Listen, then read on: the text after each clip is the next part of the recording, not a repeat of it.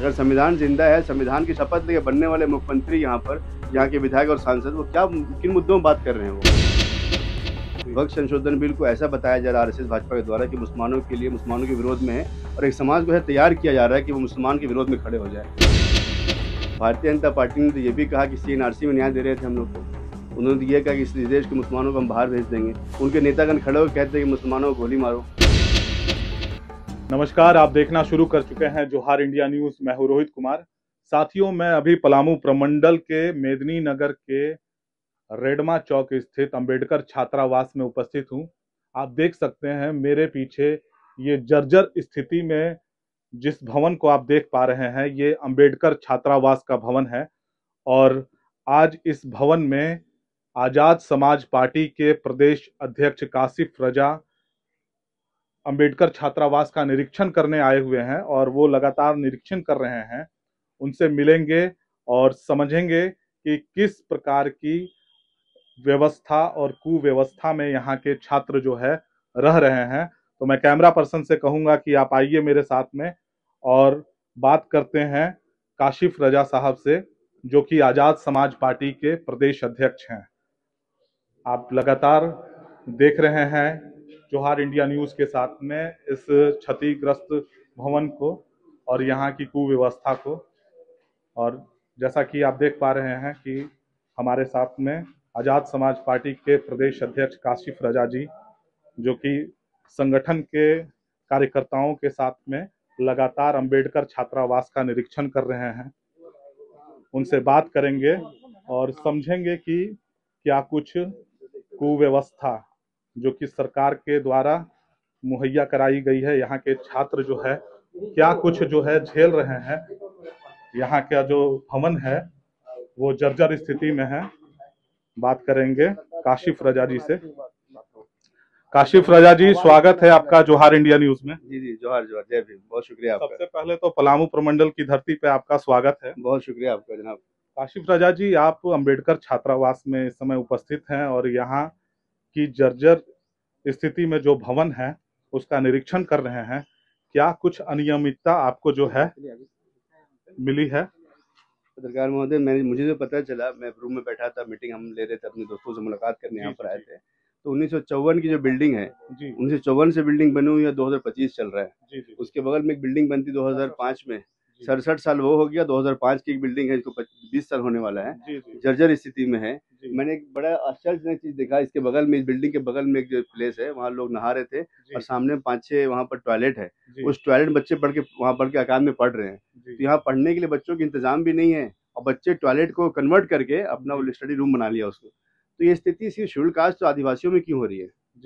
हम तो ये सवाल उठाना चाहते हैं। मसला ये है, कितने सालों में, 67 साल के इतिहास में, और झारखंड में बने 25 साल हो गए। इन 25 सालों में हमारे आदिवासी समाज, दलित समाज के बच्चे इसी स्थिति में पढ़ रहे हैं। और एक तरफ में जब हम जाते हैं, इसके बाद डॉन बॉस्को स्कूल है, दिल्ली पब्लिक स्कूल है, बड़े यूनिवर्सिटीज हैं, एक्सरसाइज यहाँ पर झारखंड में है।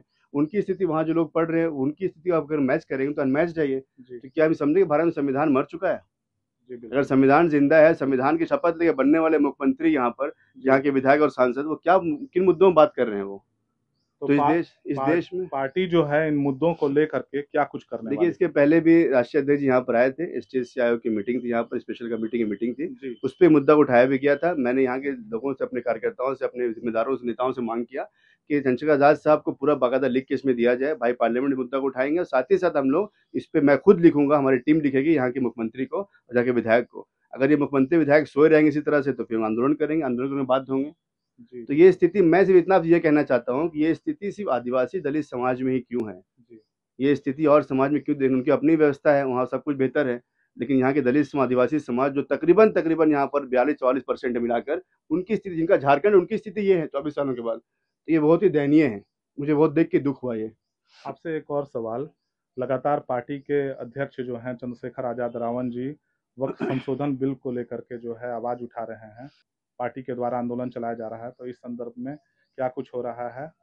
आप देखिए, राष्ट्रीय अध्यक्ष जी ने एक टीम बनाई है पूरे इंडिया लेवल पे। वो टीम जो बनाई है, उस टीम का दायित्व दिया उन्होंने कि लोगों को जोड़ने के लिए और जन जन में ये बात फैलाने, बताने के लिए कि वक्त संशोधन बिल जो है संविधान के विरोध में है। वक्त संशोधन बिल को ऐसा बताया जा रहा है आरएसएस भाजपा के द्वारा कि मुसलमानों के लिए, मुसलमानों के विरोध में है, और एक समाज को ऐसा तैयार किया जा रहा है कि वो मुसलमान के विरोध में खड़े हो जाए। लेकिन क्योंकि संविधान की जो अनुच्छेद है, धाराएं हैं 14, 16 और 26, उसका एकदम विरोध है। और इस देश में जब जब संविधान स्थापित किया, संविधान लागू किया गया, और जो संविधान पे शपथ लेने वाले लोग हैं वही अगर संविधान को बदलने की कोशिश करेंगे, तो इस देश में चंद्रशेखर आजाद साहब ने शुरू से, जिस दिन ये बिल जो इंट्रोड्यूस किया गया उससे लेकर आज तक हम लड़ाई को लड़ रहे हैं। और चंद्रशेखर आजाद साहब वाहिद चेहरा है जो बड़ी मजबूती से इस समाज को, मुसलमान समाज को, दलितों, आदिवासियों को जोड़ने का काम कर रहे हैं। हमने एक साक्षरता अभियान चलाया, शुरू किया, सिग्नेचर ड्राइव शुरू किया है, जिसमें हमने पूरे देश में आह्वान किया है कि आप लोगों तक जाकर दलित, आदिवासी, पिछड़े मुसलमानों को, लिंगायत, बुद्धिस्ट, जैन सब लोगों को जोड़कर इस बिल के विरोध में तैयार करिए। क्योंकि ये बिल जो है ये संविधान का सीधा विरोध है और संविधान को खत्म करने की साजिश की जा रही है। आपने देखा होगा कि जैसे ये बिल इंट्रोड्यूस होता है, सेकंड डे में आरएसएस के मुखिया का बयान आता है, का बयान ही आता है। मुखिया मोहन भागवत ये कहते हैं कि ये इसके मुसलमानों ज्यादा तो यहाँ कैथोलिक चर्चेस के पास में है, बाद में आदिवासी आ जाएंगे, बाद में बुद्धिस्ट आ जाएंगे। तो ये समझ जो इस देश के मूल निवासी समाज है उनको तोड़ने की साजिश है। उनको, उनकी जमीनों को हड़प को, जैसे जमीनों को हड़पा गया, आपने सुना, मुझे इस बात का सत्यापन नहीं है, लेकिन मुझे बात पता चली कि जो अडानी ने और अंबानी ने अपने घरों को बनाया, वो घर मुसलमानों की वक्फ जमीन पर बनी हुई है, उसको लड़ाई लड़ी जा रही है। तो इस तरह से कई आदिवासियों की जमीनें छीन ली गई हैं। यहाँ पर जो पूरा सिस्टम जो ऑपरेट हो रहा है वो अडानी के हाथ में झारखंड ऑपरेट होना शुरू हो गया। तो आने वाले वक्त में जो हमारे आदिवासी समाज के लोग लड़ाई लड़ रहे हैं इलीगल जमीन की, लड़ाई हम स्थापित करना चाहते हैं। और मुसलमान एक सॉफ्ट टारगेट इस देश में है, उसके द्वारा यहाँ के दलितों को, आदिवासियों को, पिछड़ों को और यहाँ के बुद्धिस्ट, जैन, लिंगायत, जैन समाज को उनकी जमीनों को हड़प करने की साजिश है और धन्ना सेठों देने की साजिश है। ये पूरा लेकिन भारतीय जनता पार्टी का तो कहना है कि मुसलमानों के साथ में न्याय हुआ है। भारतीय जनता पार्टी ने तो ये भी कहा कि सीएनआरसी में न्याय दे रहे थे हम लोग को। उन्होंने तो ये कहा कि इस देश के मुसलमानों को हम बाहर भेज देंगे। उनके नेतागण खड़े होकर कहते हैं कि मुसलमानों को गोली मारो, अलग अलग शब्द का इस्तेमाल करते हैं। उनके नेता पर एफआईआर दर्ज नहीं होता। उनके नेता, मुख्यमंत्री, प्रधानमंत्री जो है कितने बड़े जालिम, वो आप देख लीजिए, वो किस तरह से मुख्यमंत्री, प्रधानमंत्री बनते हैं। ईवीएम के विरोध, ईवीएम को जलाकर, ईवीएम को इस देश में दफना कर, संविधान को खत्म करने की साजिश कर, और ईवीएम के द्वारा बनी हुई सरकार जो नाजायज सरकार है वो चल रही है यहाँ पर। तो जो सरकार इस तरह से पूरे देश में मुसलमानों के विरोध में हो, वो वक्फ बिल ला के मुसलमानों के समर्थन में बात करेगी, हो सकता है क्या? तो ये सरकार जो खुले तौर पर मुसलमानों का दुश्मन है, दलितों का दुश्मन है, वो सरकार किसी भी तरह से मुसलमानों के फेवर में बात कर ही नहीं सकती।